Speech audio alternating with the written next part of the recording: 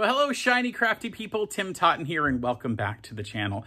Today, I brought you a new mask design, sort of a different version of a couple different masks that I've seen, sort of a play on the side pleat mask that I made just a couple of, about 2 months ago now, and sort of a play on a 3D mask. And here is that mask. You'll notice that on the sides, there are some pleats, but the way they're put in is very much like a sort of like a 3D mask, so it creates that imagery. There is no cutting at all on the front, unlike the side pleat mask. And this one lets me feature a fabric. So see this cool fabric that I'm able to feature.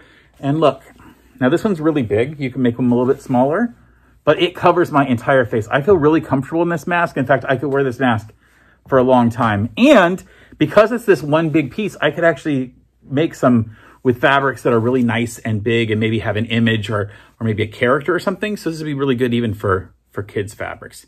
All right, why don't you join me? Let me go backwards.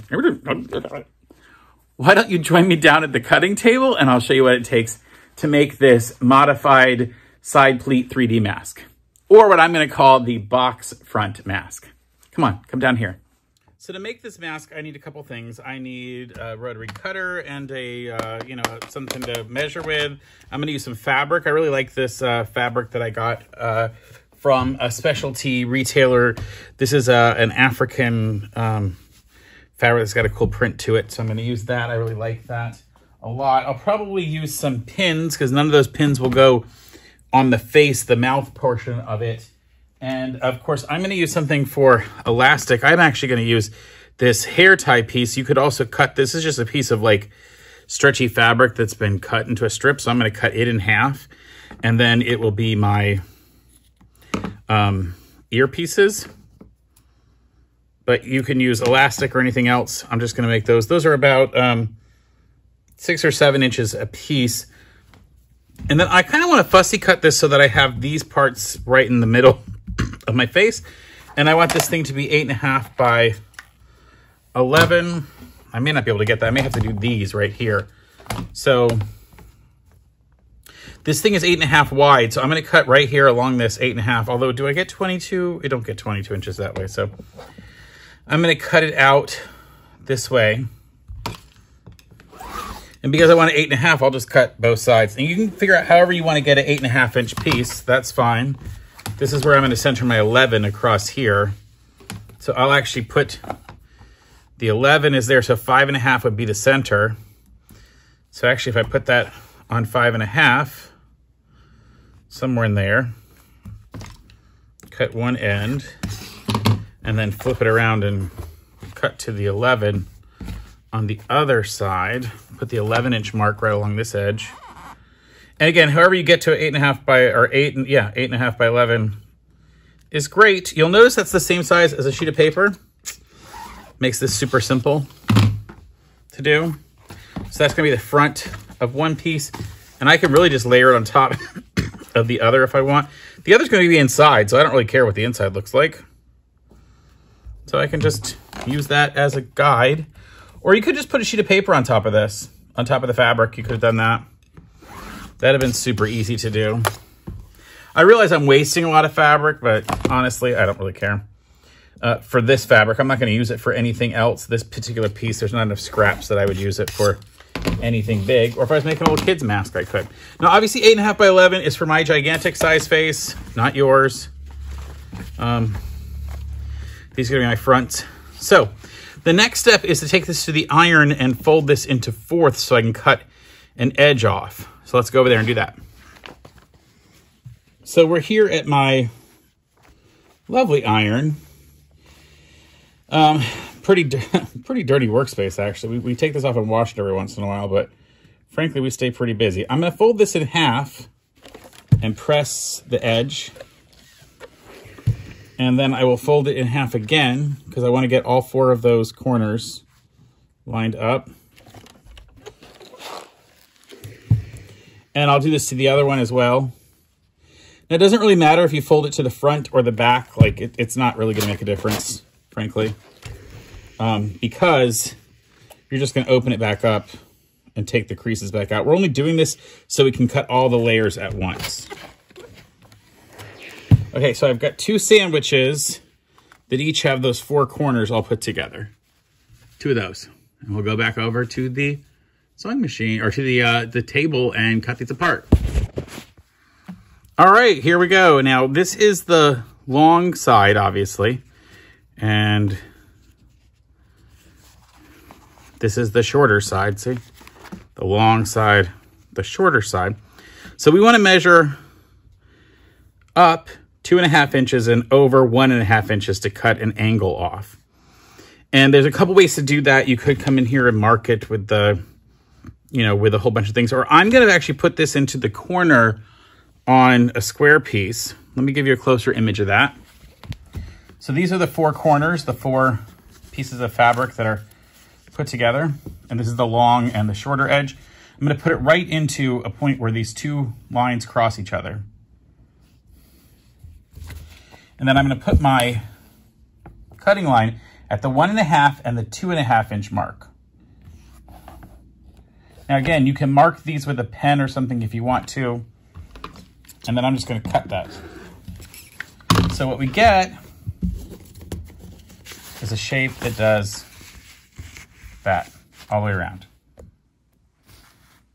This shape. All right, let's do it on the other one as well. Again, layer all 4. 1, 2, 3, 4. Those 4. To a corner. Measure over 1.5 inches, up 2.5 inches.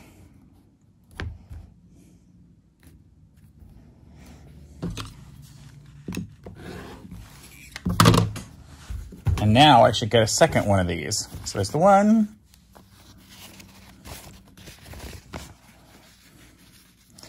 And the second one. Now I'm going to go over to my ironing board and iron these out real quick. So it's super hard to tell on this because the fabric looks pretty much the same on either side, but there's a shiny side on this. Pretend on your fabric that, the fabric you're working with, you have a right side and a wrong side. And what I'm going to do is I'm going to, at this point here, I'm going to use that as my inflection point to roll this over. So I'm going to fold directly at that point. And you could do this at the iron if you wanted to. So I'm going to fold that there, but I don't want to crease all of this. I'm just trying to find that point so that I can come back and fold this back to that point. And I'm doing it on the right side of the fabric, on the correct side. So that's what's facing up when I do this. So that will be on the inside right in here. And then I'll put a couple pins in it. And again, I don't mind putting pins in here because it is on the edges where my mouth is not going to be anywhere near it. So I'm not going to worry about putting holes in it. Now, if you were going to make this a 3 or 4 layer design, you would want to double your fabrics up at this point. Double the fabrics up now, and then do all your folding together. And again, I come back to this point, and I'm going to fold over.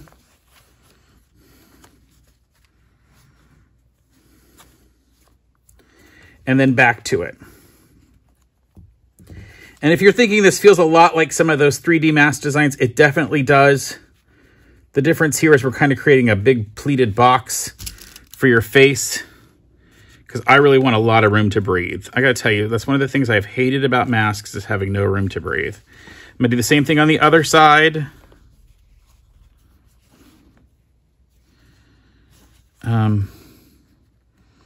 Super easy to get that done. Bam, bam. And this fabric, one of the reason I like this fabric, and this is a fabric that is traditionally made in some African countries with, where they'll dye fabric and then they do a wax overlay and then dye it again so that you get all these different colors. I think it's just brilliant. It's fantastic, beautiful work. I'm always impressed when I see these beautiful African fabrics, and I get really excited by the use of color. This is like not the most colorful fabric that I actually have in that set. There's some really beautiful colors, so I like that a lot. So I'm going to do the same on the other one, and then I will put these two together.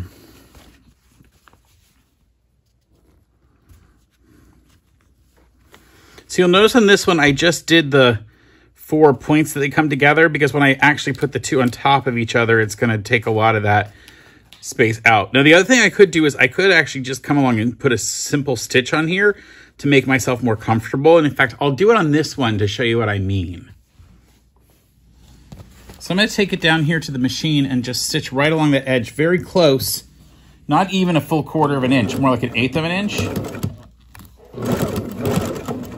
Because I want that to get hidden in the seam I'm going to put on that is 1/4 of an inch. And that's just to tie that down, and I'll do the same thing over here. Now, if you feel like you need to tighten this up a little bit, like it's still too wide on the side of your face when you do it, you can make that cut. Remember the cuts I made were 1.5 by 2.5? You could up the 2.5 or make the whole rectangle smaller when you make it. I'm making this for a really big face. I have a big face. I measured across my face from almost ear to ear. That's why I did 11 by 8.5, but you could do even smaller, and maybe your face will dictate that. So if you're gonna do a smaller mask, like if you don't need a gigantic mask, maybe you wanna go more like 7.5 by 10. There's some changes you can make. All right, now I'm gonna put the two together. So I had the one that's been pinned together, and then I have the one that I've stitched the two sides together. And so now what I'm gonna do is go ahead and lay in my elastics and put those in the corner. So I'll just take the pin out from that corner piece and put it back in through the elastic. Let that elastic curl back up and make it straight. Now, of course, this can be any kind of elastic that you particularly use. I'm using this, like I showed you earlier, I'm using like a, what's interesting, hair piece. And the reason I can do these so short is because I've measured this pretty far across my face. It's actually gonna cover, it's gonna go almost from ear to ear, which I really like. Now you'll notice that cut at a little bit of an angle. That wasn't on purpose, so it's not like that's necessary. You really do want it to be straight. I just didn't do that. And I'm also gonna have to really hold this together when I put it all together because the pins are gonna have to come out, but I'll have to hold all these pieces together. Okay, so I've got those now placed in, right? Those are hooked in. And then I'm gonna put this face down inside. Make sure that it's the nice, pretty side, which for me is the one that has the pleats going toward each other. That's going to go straight down so that you have backs to outside. And I'm going to leave a space for me to stitch it back together later. If you were going to put in a nose wire, you would do that as you're going through this. I'm not going to, but you could. So I'll get my corners lined up and put my pins back through. Make sure they go right back through all the elastic and everything at the corners. I'm not going to worry about pinning these pins because they're not pinning through anything but the folds on the inside. Okay? Pin the other two corners as well.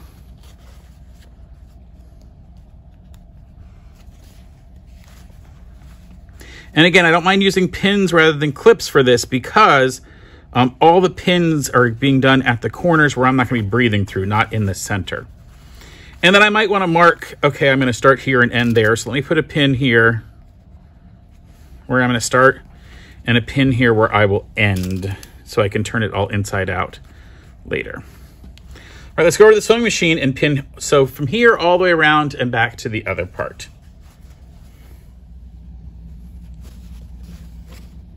All right, so we're going to start sewing and sew all the way around. And I'm going to show you what that looks like here. I'm going to use a 1/4 inch seam allowance.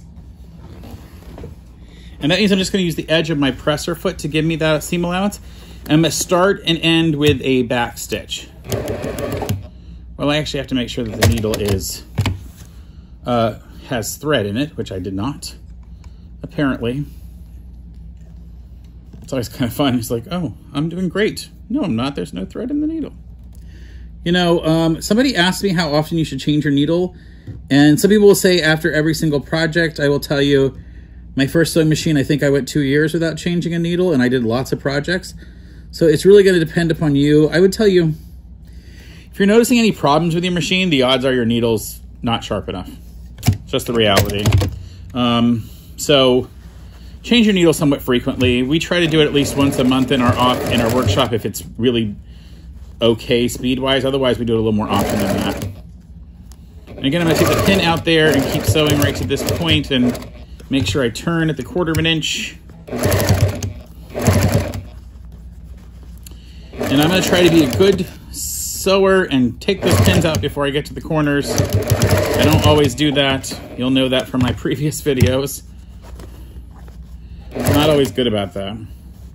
I'm trying to get better. You know, and this is a mask I've just started making. I haven't made a lot of them. In fact, this is like only the third or fourth one. And it works for my face because I have a big fat face. But honestly, if you don't have a big fat face, you might want to adjust the sizing that you go with. Just be aware of that. You know, don't be afraid to get a little smaller. One of the things that's cool that I haven't really talked much about is if you're making a mask and you find that it's just a little too big, go to a bigger stitch, go to a bigger seam allowance. See, now that's been stitched all the way around. Take a little wider seam allowance on a mask design and it'll make it a little bit smaller. So if you went from a 1/4 of an inch seam allowance, which takes a 1/2 an inch off your overall size, if you went to 3/8 of an inch, now you're taking 3/4 of an inch off. You're taking off 0.75 inches rather than just 1/2 an inch. And so that 1/4 of an inch difference, or you could go from a 1/4 inch seam to a 1/2 inch seam, 4/8, which would be 1/2 inch seam. And then now you're taking off of an 8.5 inch size, you're taking a whole inch off of there. So you can really change the size and adjust the size a little bit. All right, let's flip this inside out and then I'll show you where to go from here. So I'm gonna turn this whole thing inside out, just like this. Birth it through that opening we left. And this would be a great time if we were gonna do a nose wire. What we would do is we would put it in one of these corners. So I'm gonna just go ahead and pull all that out. Those are those earpieces that I did, right? So I'm gonna flatten this out to those corners. So at this top part where these come together, I would put my nose wire in there, right? I would just reach up through the hole in the bottom down here and put in the nose wire and then pin it in. Obviously I don't have to do that because I'm not gonna put a nose wire in this one. All right, so now that I've gotten that flattened out, I could take it to the iron and just make sure it's ironed out all right. But this fabric's actually got a nice, it holds really well, so I can actually take where that opening is and just finger press it in place. And then I'm gonna top stitch this entire thing and I'll show you what that looks like in just a minute. So we're gonna top stitch this entire thing. And that means I'm gonna come in here and I'm gonna go to where that fabric is open. That's where we turned it inside out. And I'll start right at this bottom corner down here. And I'm gonna use just the edge of my presser foot to give me my size. And just top stitch all the way around. It puts a stitch about 1/8 of an inch in. When I get to the corners, I just make sure it'll turn. Make sure all my pleats get left in there where they need to be. And go to the other corner. Turn again. Oh, so good. Just go all the way around. Again, make sure your pleats get in there nice and flat. So you can see that. I'm just going over the pleats and then I'm right back to where I started. Then I'll just make sure I trim any threads that are here. And now that mask is pretty much finished. Let me show you what it looks like. Here we go. Here's the mask that I finished. And look. Now, like I said, it's a really big mask, but I want you to notice that it is really far away from my mouth. I mean, look how much room is in this thing. It's a lot. In fact, I kind of wish I had put a nose wire in this one because I feel like it would hold even better. Although I really can't blow up my anything into my glasses, any steam or anything. It is quite large and it's got a decent amount of room and it's going way below my chin. So in fact, 8.5 by 11 is probably too big for me even. So for a large, I think I would go more like 8 by 10, which would bring these sides in. And then I might put adjustable straps on the ears, although these are quite comfortable. I'm doing just fine. And I think if it was 8 by 11, it would take a little bit of that extra space out of there. But I really feel like I have plenty of room. So this is this new box front mask with a really good coverage, super comfortable. I could wear this for hours. If you like this video, please like and subscribe to the channel. And as always, folks, stay crafty. Bye for now. All right, so what other crazy fabrics do I have where I could feature a huge image on the front? Because this mask is perfect for that. Let Let me go find some.